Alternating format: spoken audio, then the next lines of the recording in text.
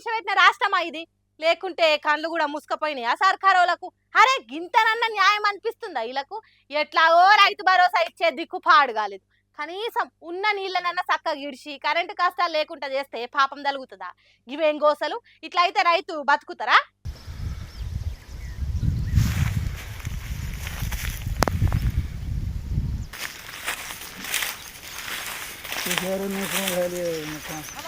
She Neri ఘోరమైందుల్లా Congress సర్కారు ఏలువడిలా రైతన్నల పరిస్థితి.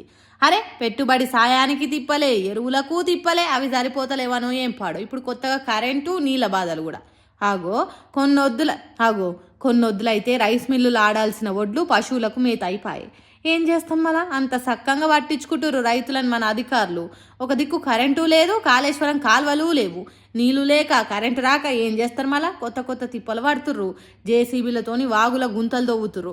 దరిద్రానికి ఎండాకాలం చేయంగా ఆ గుంతలల్లో నీళ్ళు ఎండిపోయి అష్ట కష్టాలు పడుతుర్రు రైతులు. ఏదో ఒకటి సర్కారీ ఉపాయం చేసి సాగునీటి సమస్య మీద అధికారులను ఆదుకోవాలని కుత్కెలు గులవడంగా మొత్తుకుంటుర్రు. ఇక సర్కార్ జర ఈ ముచ్చట మీద నజరేస్తే బాగుండు కదా. ఏమంటారులా?